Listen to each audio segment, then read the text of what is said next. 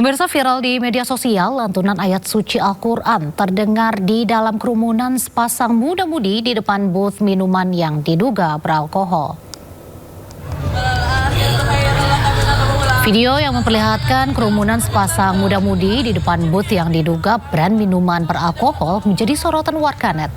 Dalam video tersebut terdengar lantunan ayat Al-Quran yang disuarakan oleh seseorang yang ada di acara tersebut. Konten ini pun memicu beragam reaksi publik karena dianggap telah menodai agama Islam. Dan sementara itu, Pemprov DKI Jakarta meminta peristiwa ini diselidiki.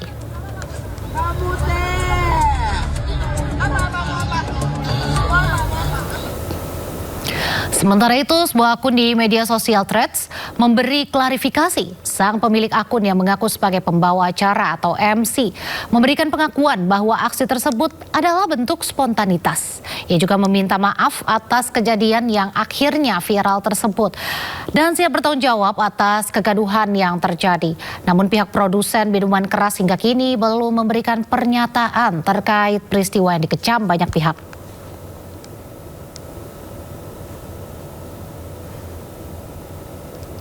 Pihak penyelenggara menegaskan mengecam keras adanya peristiwa pelecehan kitab suci di salah satu booth minuman beralkohol.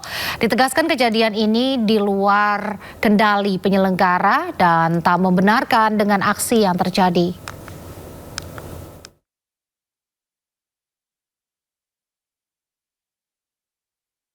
Yang pertama yang berkaitan dengan promosi minuman keras yang viral, apalagi dikaitkan dengan kegiatan keagamaan, ini sungguh-sungguh menodai kehidupan keagamaan yang kita jaga bersama di Jakarta. Untuk itu saya akan minta kepada Pak Asisten Kesejahteraan, Pak Ali, untuk segera mengkoordinasikan mengambil tindakan tegas terhadap hal yang tidak boleh terjadi di Jakarta. Sehingga sekali lagi pemerintah DKI Jakarta menyesalkan hal itu terjadi di Jakarta. Majelis Ulama Indonesia mengecam keras penggunaan ayat suci Al-Quran, khususnya surah Ad-Duha, untuk challenge atau tantangan berhadiah minuman keras. MUI juga menilai peristiwa ini sudah masuk unsur menodai agama. Berikut perbincangan Pram Senjaya dan Priska Papilaya dengan Sekretaris Bidang Hukum MUI Ihsan Tanjung. Lagi-lagi Pak Ihsan, ini ada yang viral-viral, namun viralnya agak-agak nggak baik atau sangat tidak baik apa mungkin menurut MUI ini? Apa pandangan MUI melihat video challenge hafalan surat Ad-Duha yang hadiahnya ini minuman beralkohol, Bapak? Ya, terima kasih Mas Pram. Jadi ini merupakan satu kejadian yang luar biasa ya buat umat Islam. Ini merupakan penghinaan dan penodaan agama, bahwa dalam Islam itu tidak boleh mencampurkan antara yang hak dan yang batil. Jelas bahwa khamar itu adalah sesuatu yang haram, dan ayat suci Al-Quran itu adalah ayat-ayat yang kemudian menjadi keyakinan dan ibadah bagi umat Islam, bagi yang membacanya. Ketika kemudian ayat suci Al-Quran dibaca di tempat-tempat yang kemudian secara Islam dilarang dan haram hukumnya, maka itu termasuk kategori penistaan atau penodaan agama. Jadi kita berharap masyarakat sadar bahwa ini bukan hanya persoalan hukum positif ya, tapi juga adalah keyakinan dan pandangan agama umat Islam yang bisa menyakiti dan mengusik kenyamanan umat Islam se-Indonesia. Saya pikir sebelum kita diskusi masalah hukum, para pihak harus meyakini bahwa toleransi itu harus dibangun, bahwa kita kemudian harus menjaga agar tidak saling mengganggu. Kenapa? Karena kalau seandainya mereka punya keyakinan meminum khamar atau minuman keras, itu silakan dilakukan di lingkungan sendiri tanpa mengusik agama orang lain atau keyakinan orang lain. Nah, ketika ini diperlombakan dalam sebuah festival yang haram secara Islam, itu jelas sangat-sangat mencederai, melukai perasaan umat Islam. Ya, Bapak, jadi persoalannya ini sebenarnya terletak pada penggunaan ayat Al-Qur'annya atau hadiah minuman beralkoholnya atau dua-duanya, Pak? Ya, sebetulnya kalau tempat minuman keras itu itu kan adalah tempat yang secara Islam dianggap haram hukumnya meminum khamar ya, minuman yang memabukkan. Apakah kemudian hadiah atau dibacakan ayat suci Al-Quran di situ, itu termasuk dalamnya adalah unsur-unsur saranya. Kenapa? Karena mencampurkan antara yang hak dan yang batil. Nah, persoalannya di situ sebetulnya. Seharusnya tidak membawa agama manapun, khususnya agama Islam yang Ayat jadi tantangan, miras sebagai imbalan. Kontroversi challenge hafalan surah Ad-Duha dengan imbalan minuman beralkohol memunculkan pertanyaan tentang batas etika pemasaran. Apakah ini sekedar gimmick atau sudah kebablasan? Ketika simbol dan ajaran agama digunakan sebagai sebuah promosi, apakah hal tersebut masih bisa ditoleransi? Untuk membahas lebih lengkapnya telah bergabung bersama kami Ketua MUI Bidang Fatwa, Pak Asrorun Niam. Selamat sore Pak Asrorun Niam. Selamat sore Mbak, gimana kabar? Sehat-sehat ya? Sehat. Bapak sehat selalu ya Pak. Pak bisa dijelaskan apakah ini tuh dengan adanya challenge hafalan Al-Quran dengan imbalan minuman beralkohol, ini masih bisa ditoleransikah atau bagaimana ini pandangan MUI terhadap kasus ini? Ya, yang pertama tentu MUI menyesalkan atas tindakan menggunakan Al-Quran sebagai salah satu instrumen gimmick dengan hadiah minuman keras. Al-Quran sebagai kalamullah yang suci dan juga sakral, membacanya sebagai ibadah yang bersifat divine dan juga personal. Nah, sementara minuman keras itu adalah sesuatu yang dilarang secara terang-terangan di dalam Al-Quran yang menjadi tuntunan keagamaan ya.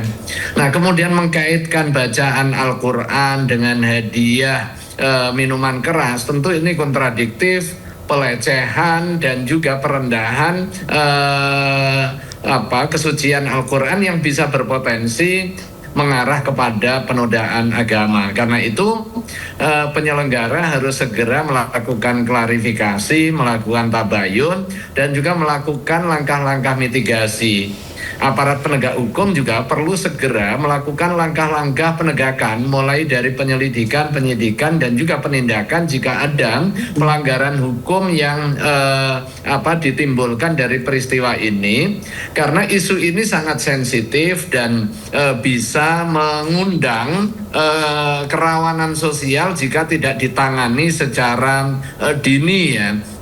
Kemudian poin yang berikutnya yang saya kira penting untuk dijadikan langkah tindak lanjut dari peristiwa ini, yaitu adanya minuman keras sebagai salah satu sponsor kegiatan yang diikuti oleh publik secara terbuka.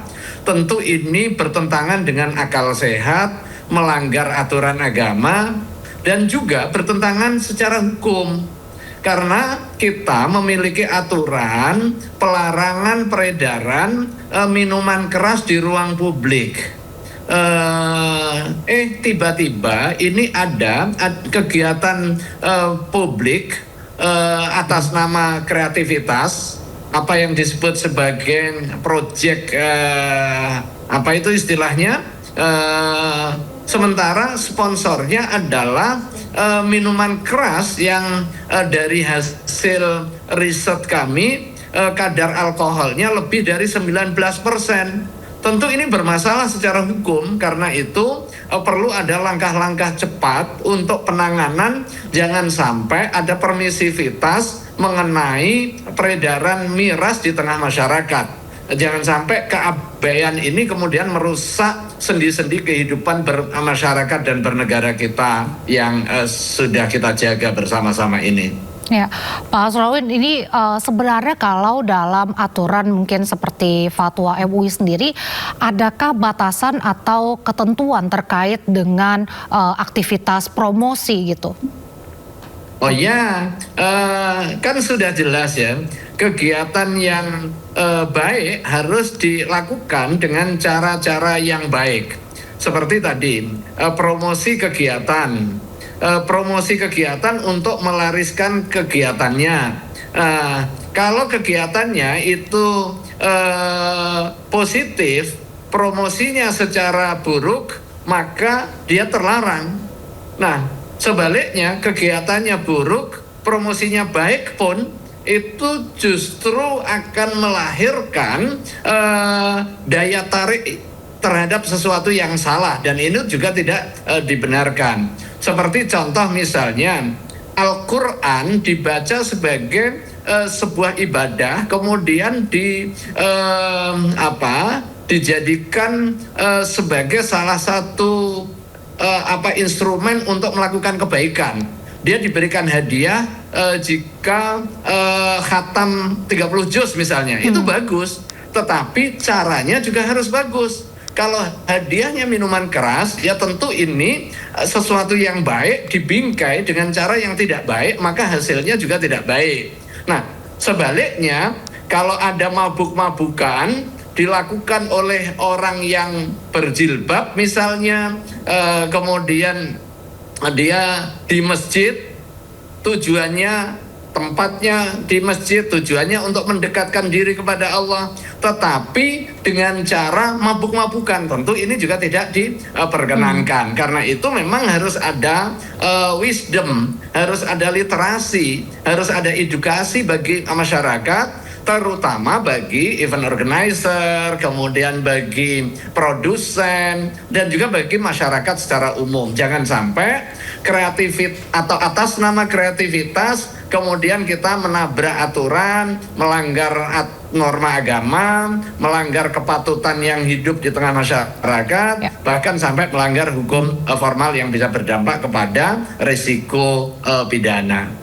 Ya, berarti yang jadi masalah adalah imbalan minuman keras tersebut. Tapi kalau misalnya imbalannya bukan menyangkut minuman keras atau yang haram dalam agama Islam, apakah hal tersebut masih diperbolehkan? Begitu di promosi di sebuah tenda di acara musik, apakah masih bisa ditoleransi atau bagaimana ini hukumnya?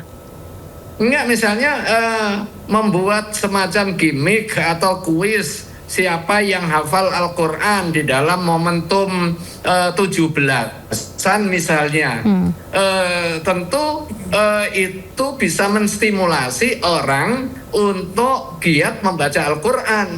Tetapi kemudian dikaitkan dengan hadiahnya apa? Hadiahnya mabuk, hadiahnya makan yang diharamkan misalnya. Tentu itu tidak diperkenankan, sekalipun mungkin itu bisa mendatangkan daya tarik, tetapi daya tariknya adalah daya tarik yang dilarang secara agama.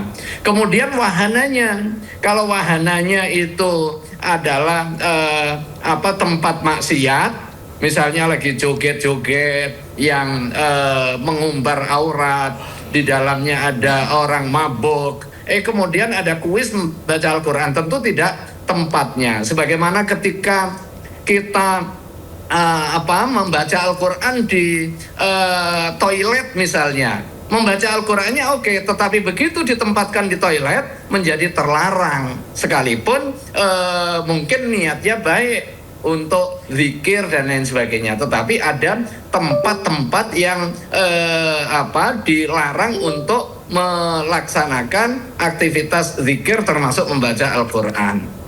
Baik, Pak Asrorun, ini mungkin masih banyak yang bingung gitu. Di mana sih tapi batas antara kreativitas untuk promosi dengan tindakan yang dianggap merendahkan simbol atau ajaran agama? Ada batas-batas tertentu tidak? Atau seperti yang Bapak katakan tergantung momentum dan acaranya saja? Sebenarnya enggak terlalu sulit ya.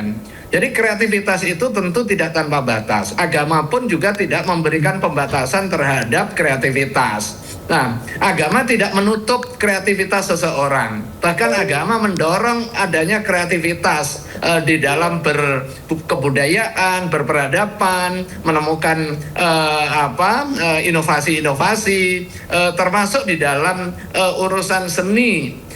tetapi ada koridor agama, koridor kepantasan di tengah masyarakat, dan juga koridor hukum. 3 aspek ini harus dijaga gitu.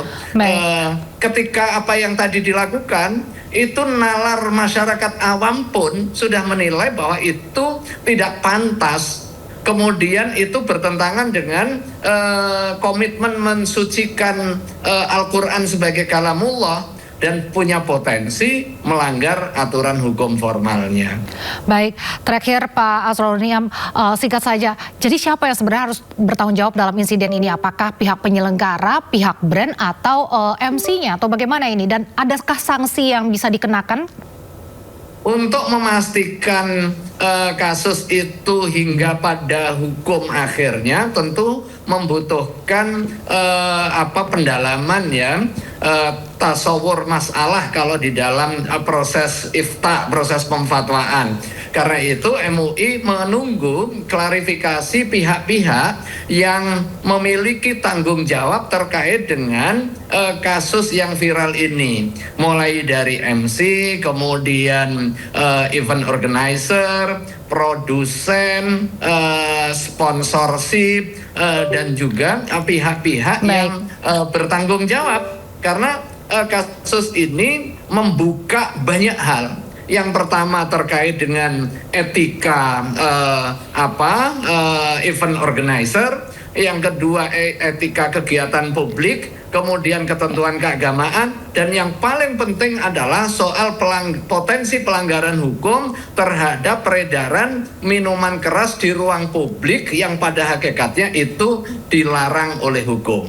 Baik, berarti masih didalami dan akan ditindaklanjuti jika memang ditemukan adanya pelanggaran-pelanggaran. Terima kasih Pak Asrorun Niam telah berbagi bersama kami, dan terima kasih juga atas waktu yang di Sunda Sore.